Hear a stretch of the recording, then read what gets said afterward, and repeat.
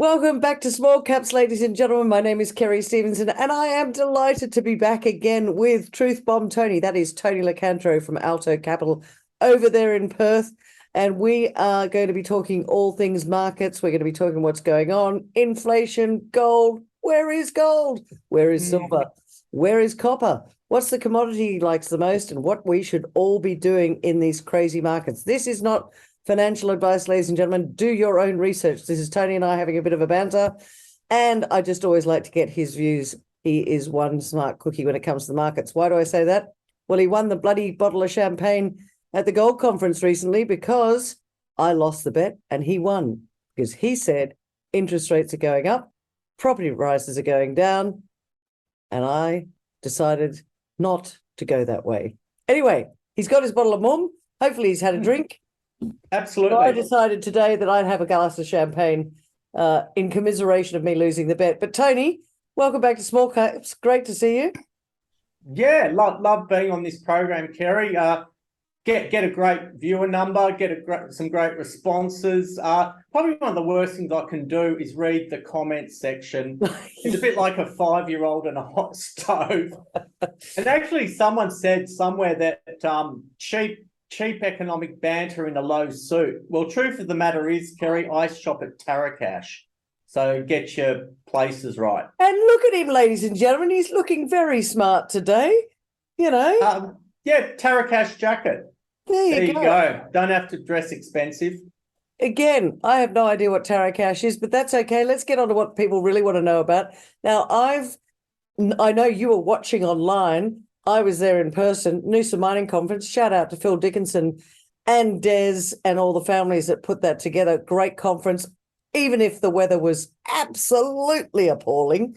So you're probably better off staying in Perth because it was crazy weather, which kept us all off the beach and kept us all listening and watching presentations. But a busy week. What's going on in the markets? What are you seeing? Are we off? Have we hit the bottom? Are we going to be crawling along the bottom for a while? What's going on, do you think? Bear market rally in the major indices. They were oversold, so you're going to get a bit of a rally in the Dow, S&P 500, ASX 200. That's one of the features of a downtrending market is you might lose 20% and then you bounce back savagely 5 to 10. Everyone thinks it's safe to go back out in the water. But beyond the waves are sharks and a brown tinge. So small cap wise, the biotech sector has lifted its head off the canvas. After accidentally being poleaxed. It was just king hit, that sector. US biotech index has turned around, is up 10%. So the tax loss selling with the Benny Hill theme song is over. Some of these stocks have bounced 30 to 60%. So that's the benefit you get by having the courage to buy when stocks are capitulating. And as I say to all my clients, that in hindsight, weakness always looks like an opportunity. When you're going through weakness, it's a threat. So it's a usual adage. If you believe that markets will continue and small companies become bigger ones, you should be buying. But sadly, Kerry, humans are wired to buy high and sell low. It's so true, so true. But I guess when you do see some of these share prices being smashed into the ground, it's very difficult for people to say, if nothing much has changed within the company, maybe people are starting to think, well, will they get there? Now, no name, no pack drill, but there was a company that's been around for a while that's hit the wall this week. And, that's the sort of thing that you've got to be careful of. But how do you judge? How do you figure out if the share price has been smashed, how do you know that it's been smashed, but it's still a good company? What do you look for? Well, you look for the reasons why you bought the stock. Yeah. And you look on your opinion the day before the smacking comes in and suddenly you feel down about the fundamentals. Pure and simply, what hurts you is I go into these stocks with a lot of other contrarians, then suddenly they become mainstream and they start throwing stuff at you, and that's shares. So the group of contrarians, we bumble our way through. But then people lose faith in markets. They say the company's boring. They say the directors aren't doing anything. But that's just all rubbish. That's their perception relative to their entry price. So throughout my 24 years of doing this psychiatry, I'm going to be here all the friggin' time. If you can't stomach it, get the hell out, because you're going to get beaten up all the way. But the key is your bottom line. And at times, your portfolio valuation is going to be down 30 to 50% at times, but we're there to get the bases loaded and hit the home run. So you cannot duck and weave volatility, and you can't duck and weave nervous shareholders. So this speculative area is difficult. I'm forever holding hands. I'm forever having people ring up and complain. Well, all I can control is the research. I can't control what a sudden non-contrarian is doing. So I think, and coming into the market where we don't have many bandwagons, people can't separate shit and champagne. But a lot of stocks are going to drop 80, 90% and become the new shells, waiting for the next bandwagon. So look, it's very dangerous. A lot of the cult stocks have come off. People start turning on each other. Markets are fair weather friends. When everything's going well, everyone's happy. But when things start to get the wobbles, people will turn on you. So a very dangerous market, like it always is, Kerry, in the small caps. It can be in the small caps. Do you think that at the moment we've had a bit of a bounce in the small caps? Is that what we might call a dead cat bounce? Do you think there'll be capitulation down the line further into as we get closer to Christmas? I'm talking to you as we come into August, so second half of the year. First half has been pretty brutal across the board. What do you think the second half is going to be showing? Well, I'm hoping for some orderly downside, followed by a drunken Christmas rally where stocks start to run and people start to feel good about fundamentals. And that normally happens on Melbourne Cup Day, when you drink far too much and you start to actually feel good about what you own. But there's a lot of companies on the ASX that aren't worth a cracker of what they're trading at, and they will just die in the arse, like happens every cycle. They will go down. But I guess what I want to ask you, Tony, is how does our community out there, our wonderful audience listening to you today that says, well, how do I know which ones are going to die in the arse? Are we looking at management? Are we looking at commodity? Are we looking at how many shares are on issue? And in fact, that's a question I want to ask you, is do you stay away from some of these small caps that have got, say, 3 billion shares on issue? Is that a warning sign to you that they've raised too much capital along the way? Not necessarily. You've got to look at each capital structure of a company. You've got to look at what sort of company it is. Are they running in the Golden Slipper, or they're in a Melbourne Cup, or they're in a steeplechase? But that only comes from experience. It actually comes from reading reports, learning, rather than rumours at the pub or on Twitter. Yeah. So it does take experience. I can point out some quarterly reports people should read. In the mining sector, have a look at what comes out with a stock I rave on about, Red Metal. They've got a lot of projects. You look at a company that had a recent discovery called Galileo. Oh, yeah. They're a quality explorer. You could buy them 20 cents every day of the week. They went to $1.90. You have to learn what a quality junior is. You can even look at a stock like Encounter, ENR. Will Robinson's been around forever. They've got a joint venture with Independence Group. So there's a couple of other companies which I'm buying quietly for clients that I don't want to go public on. But it's taken me this long to learn what quality looks like, what's the right structure, who in the top 20 can hurt you, because a lot of these large shareholders and institutions and funds, they're the first ones to dump on you. And it doesn't hurt them because that's, could be 1% of their portfolio, and they'll just smash it to smithereens. So I tell a lot of my companies that the best shareholders are sticky mums and dads, but sometimes they just can't raise the money.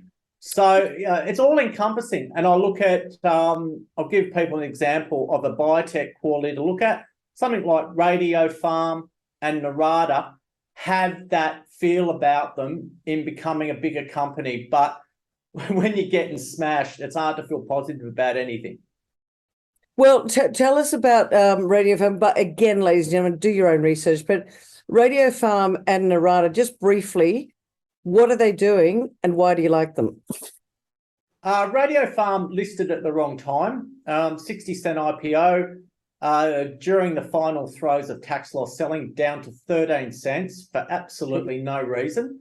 Paul Hopper, top team of Italians. During the presentations, you struggle to understand them, but they've worked for major companies. They're great people.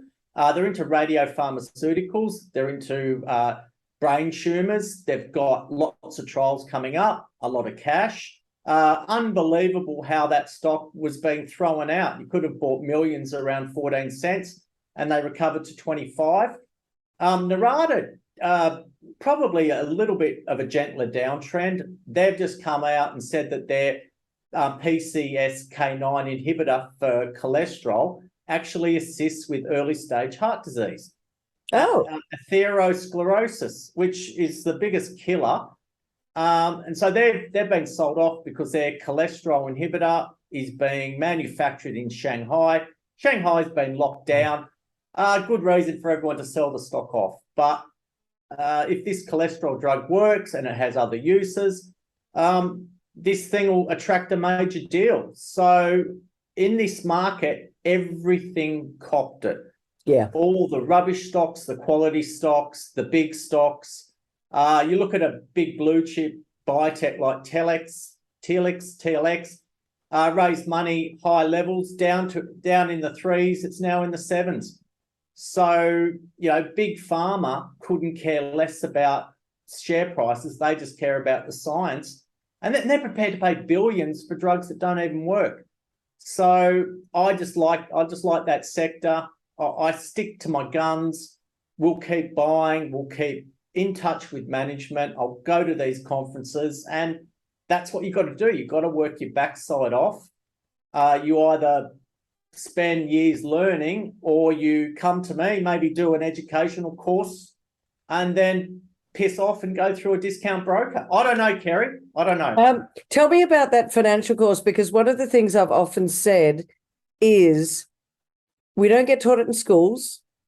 People don't, a lot of people aren't even looking at their super, or they don't even know what it is. They don't understand how to invest and what to look for.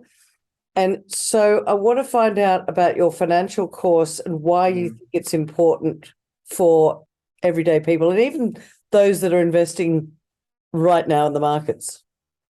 Well, I've got one for kids and adults that just want a basic idea. So I teach all-encompassing finance around the rock group Pearl Jam.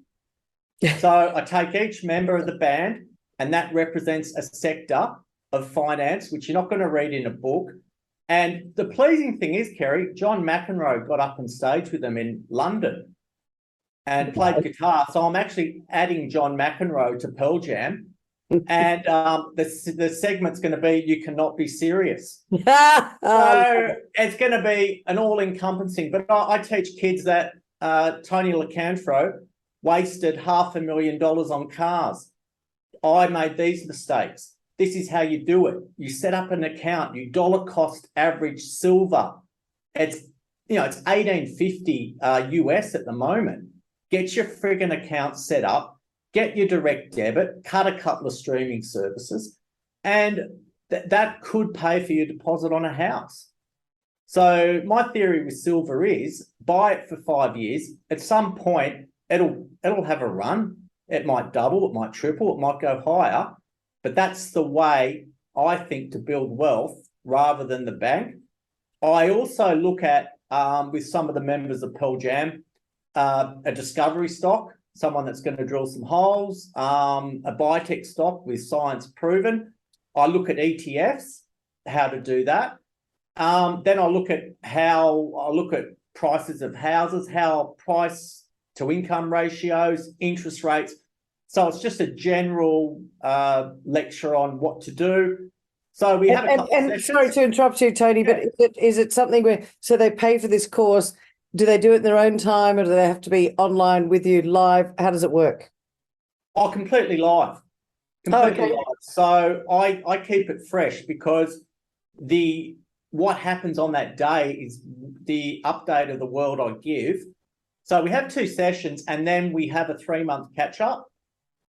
So this will it'll just knock the kids into shape, give them the right mindset. So I think it's $197 all up. So anyway.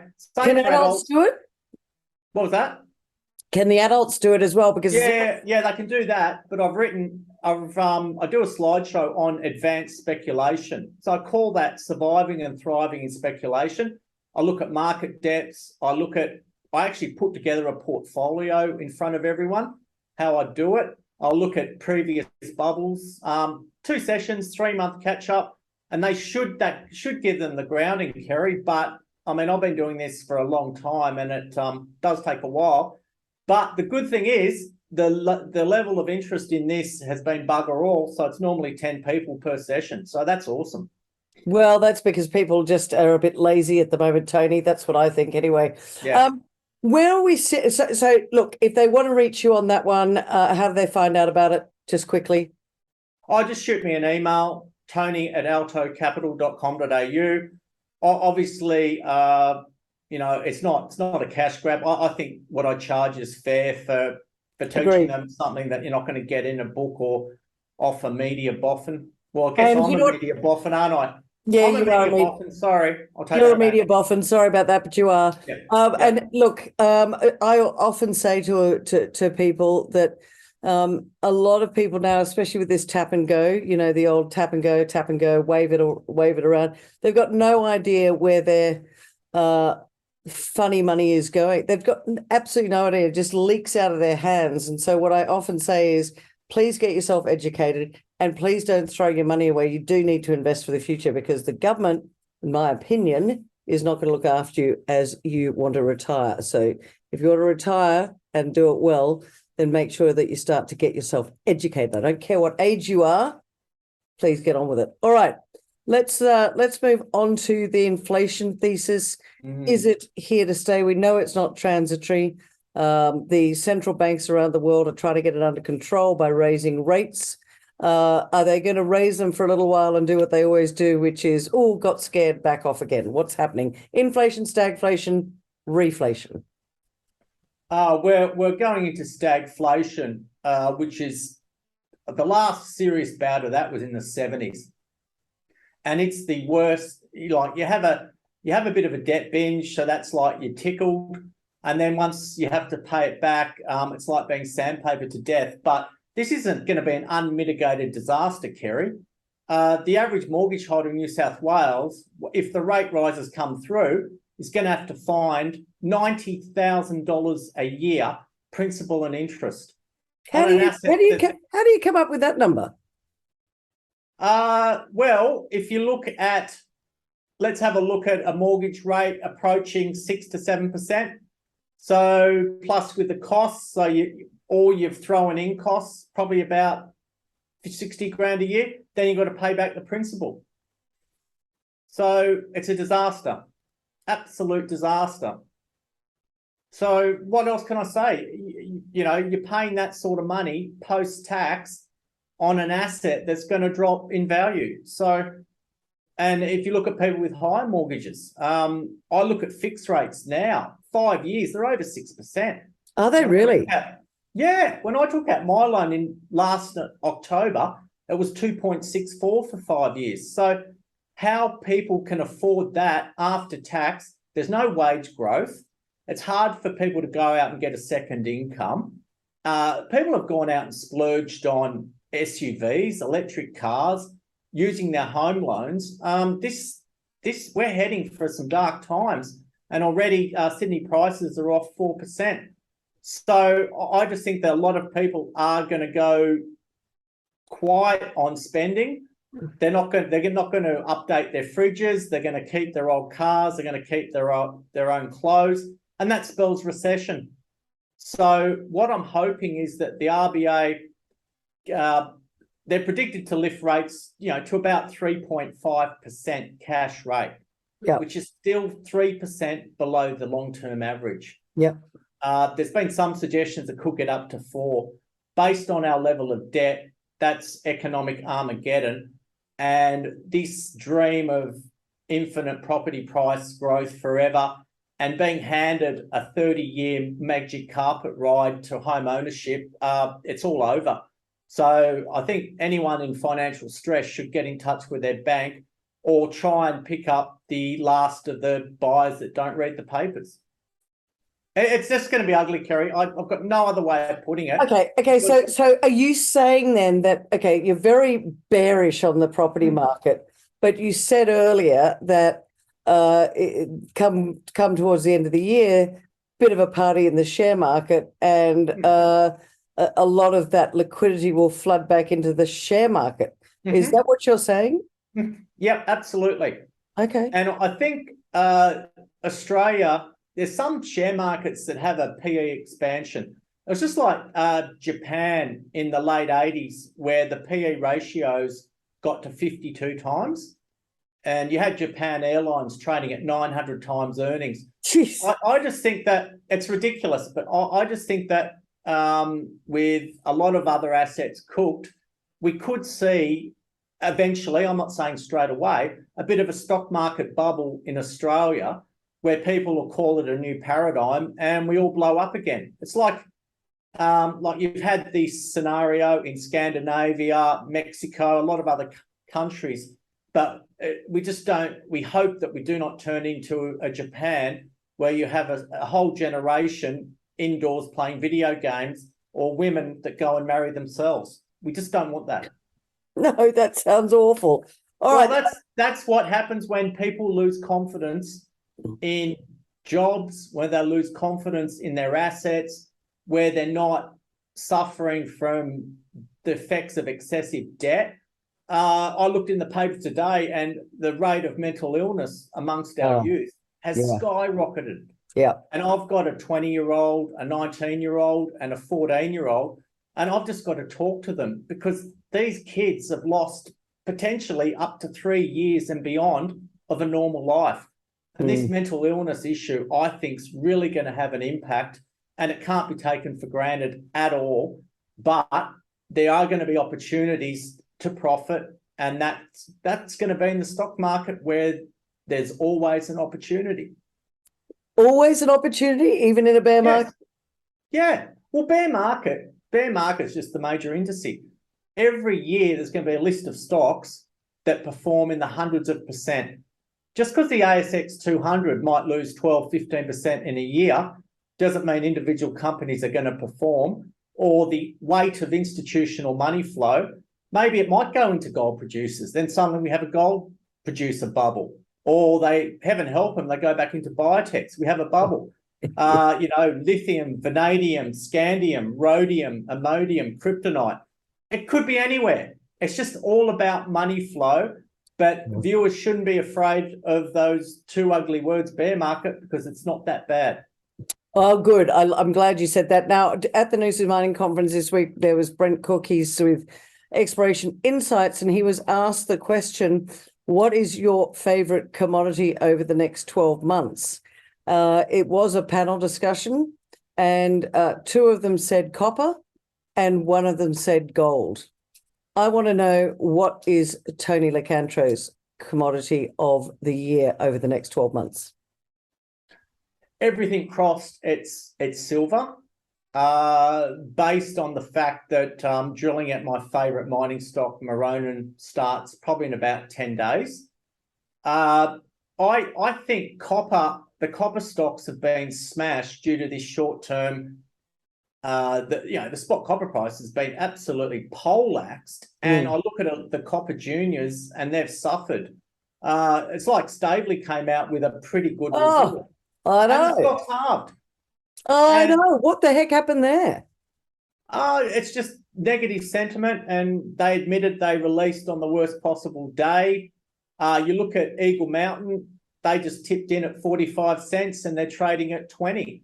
A lot of the copper stocks, down for the count, and it's probably a weight of institutional money as well. But if people like gold, I think there's going to be more upside in silver. And at this point, there aren't many silver stocks on the ASX. Probably a handful, maybe 10 max. But if we get a precious metals bubble, there'll be 250 silver stocks just like that. So anyway, but choose wisely. Choose wisely. We're running out of time, Tony. Yeah. Sum it up for us, mate. I'll be away for a couple of weeks, so I won't see you for a couple of weeks. Sum it up for us and tell them what you think they should be doing right now. Just keep researching. Don't be afraid of other people selling. Stick to the fundamentals. Learn your stocks. Be good to everyone, and don't break the law. Very good advice. And also, please look after your mental health. That's also very important. And Tony said it earlier. Make sure you talk to your kids and look after their mental health as well, because it is all about future generations. Tony Locantro, Alto Capital, thanks for joining me on Small Caps today. Always good fun and interesting.